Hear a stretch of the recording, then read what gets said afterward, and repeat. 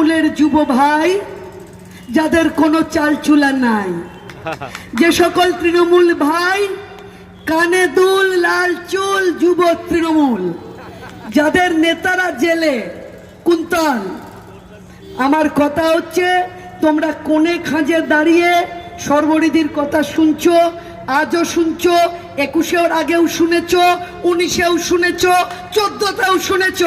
কারণ এই অঞ্চলে আমি দাপটের সঙ্গে রাজনীতি করি, তাই তোমাদের বলছি ভাই শোনো, আমরা জানি তোমরা নিরুপায়, আমরা জানি তোমরা অসহায়।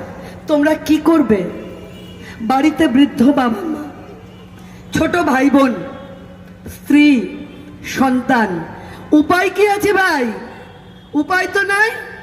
তৃণমূল না করলে তো অটোর রুটটা ক্যান্সেল হয়ে যাবে ভাই, অটোটা তো চালাতে পারবে না।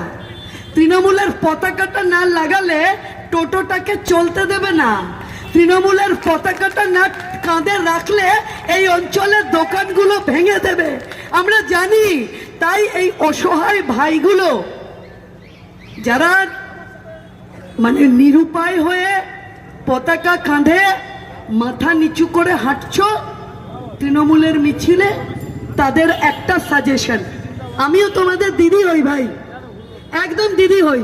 এবং বিশ্বাস করো 2020 সালের 21শে মার্চ যেদিন লকডাউন ঘোষণা হয়েছিল, তৃণমূলের ক্ষতি নাই, মিছিলে হাট তৃণমূলের ক্ষতি নাই, বুথেও বস তৃণমূলের ক্ষতি নাই, শুধু ভোটটা দে ভাই বিজেপিকে, যাতে তোর বাড়িতে তোর মা মাসে 3000 টাকা সহায়তা পায়, তোর ভাই বোন তার সহায়তা পায়, তোর বিধবা মা বা বয়স্ক বাবা মা মাসে 2000 টাকা সহায়তা পায়, তোর স্ত্রী প্রসবকালীন সময় 21,000 টাকা সহায়তা পায়, 33% সরকারি চাকরি সংরক্ষণ।